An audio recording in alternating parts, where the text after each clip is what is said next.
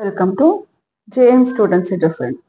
இந்த வீடியோவில் நம்ம பார்க்க போகிறது 12th Standard Accountancy Chapter 1 Sum number 16. Sum number 16 பார்க்கலாம்.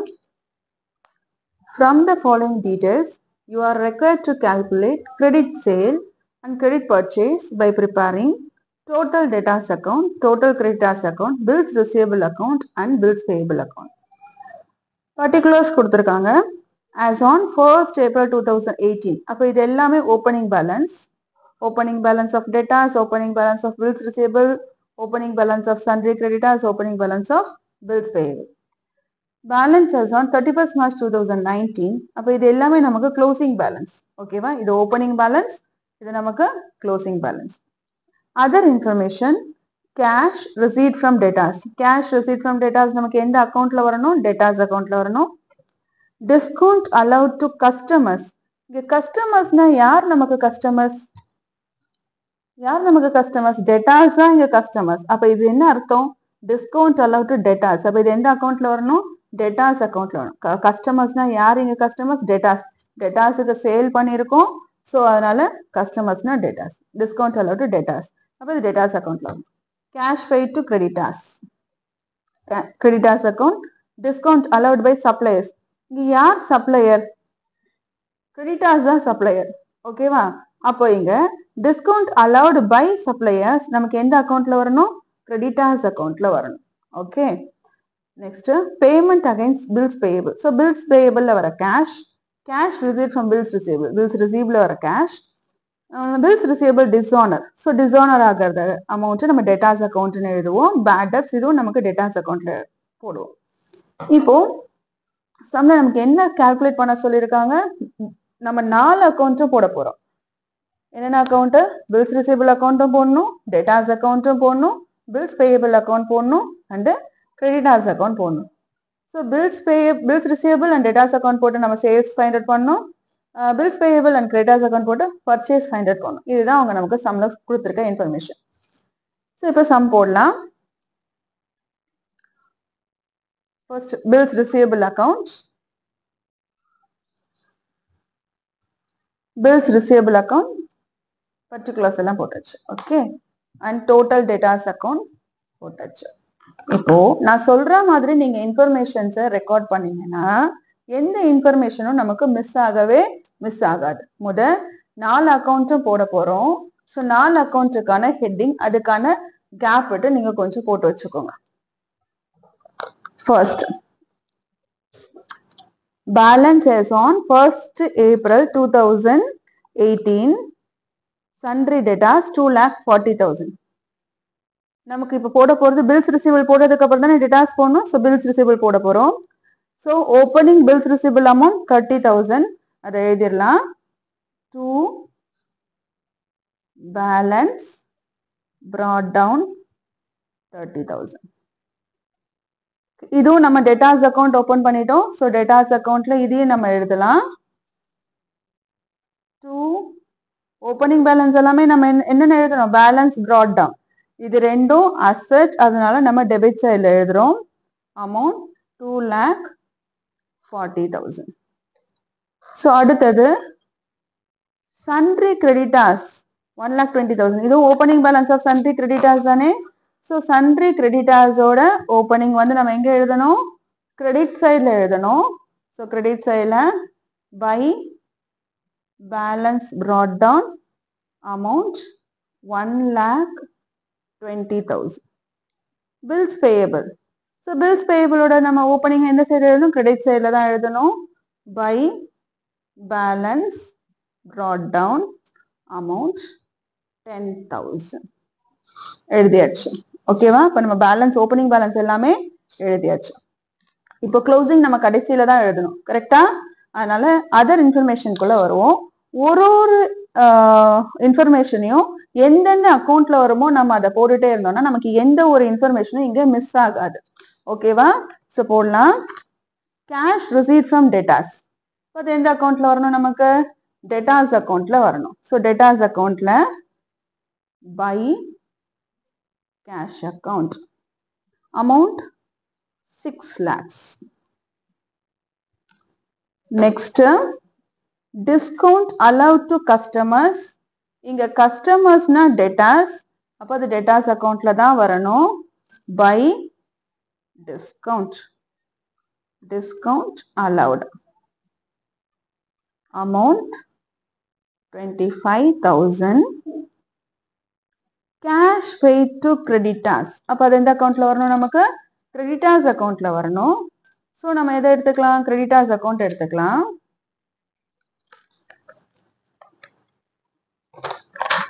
Creditors accountல எங்க எழுதணும்? Debit sideல எழுதணும். To cash account. Amount 3,20,000. Discount allowed by suppliers. Suppliersனா யார் சொன்னோம்? Creditors. So creditors accountல to discount. Supplier கிட்ட நம்ம discount receive பண்ணுவோம். அதனால இது discount received. Amount 10,000. Payment against bills payable.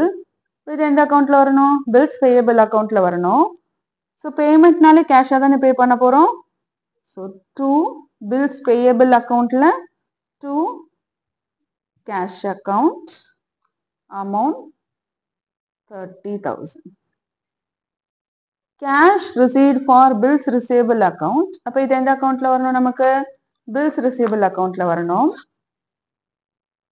By cash account 60,000.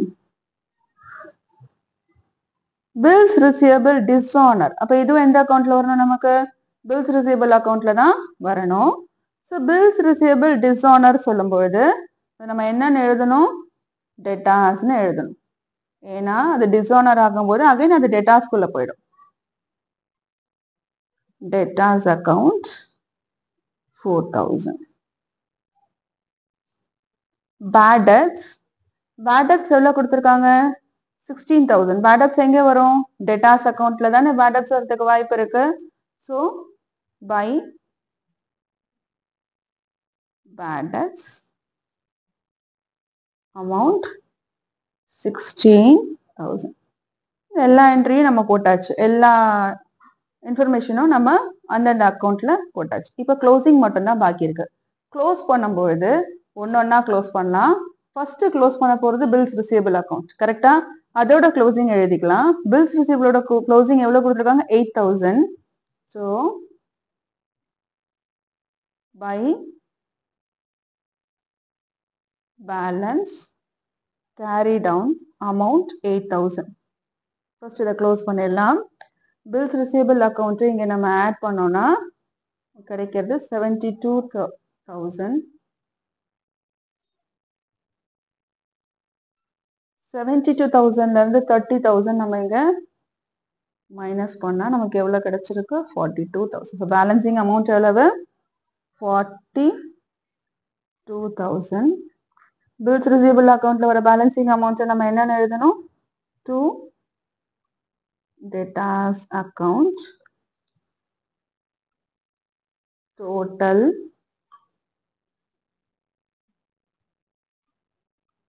72,000.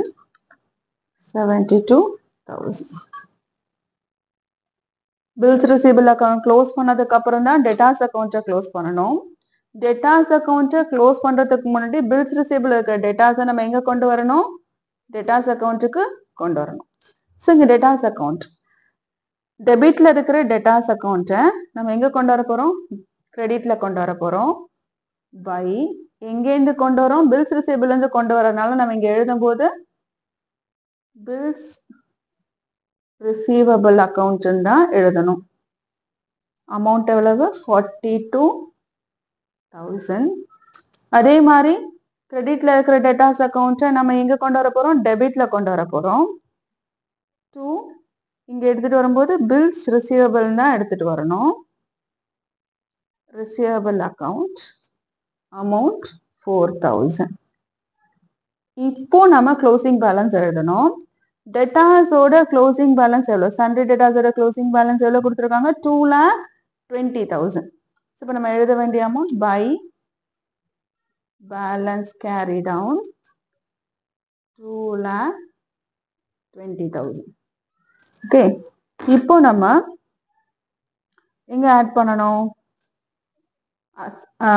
Credit side இருக்கிற அமௌண்ட்டை ஆட் பண்ணலாம். கிரெடிட் சைடு இருக்கிற அமௌண்ட்டை ஆட் பண்ணா நமக்கு கிடைக்கிற அமௌண்ட்டு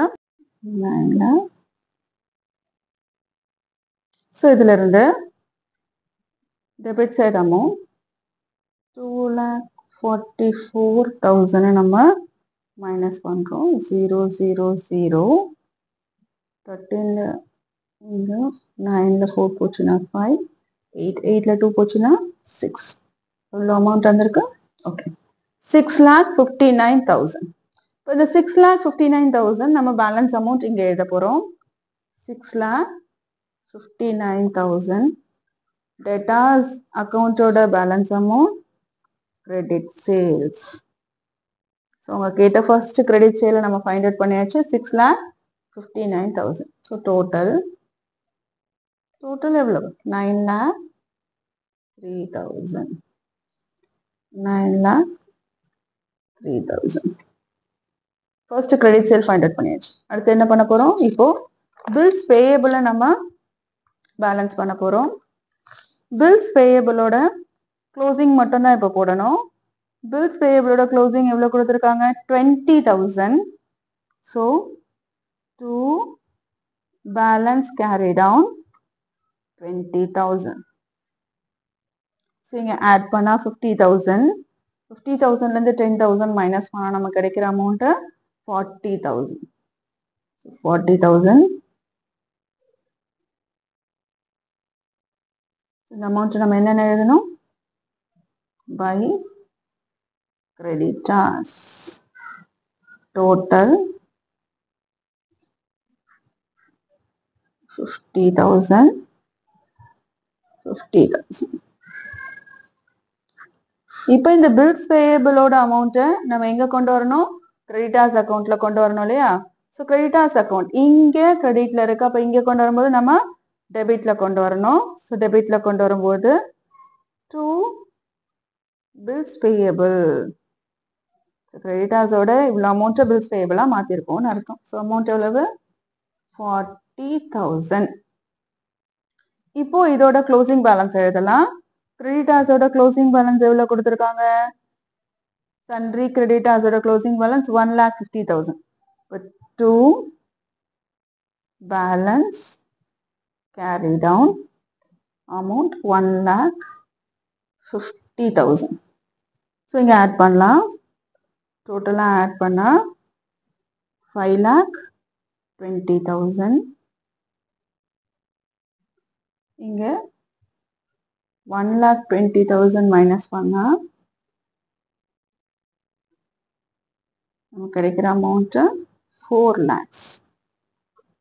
ஸோ மைனஸ் பண்ணா நமக்கு கிடைக்கிற அமௌண்ட் இங்கதான் பேலன்சிங் அமௌண்ட் எழுதணும். எங்க அமௌண்ட் வந்து கம்மியா இருக்கோ அங்கதான் பேலன்சிங் அமௌண்ட் எழுதணும். So 4 lakhs. இது என்னது? ஆக்சுவலா நமக்கு கிரெடிட்டார்ஸ் அக்கௌண்ட்ல நம்ம என்ன ஃபைண்ட் அவுட் பண்ணுவோம்? Credit purchases. Credit purchase. So அதுக்கு டோட்டல் அமௌண்ட் எவ்வளவு? 5,20,000.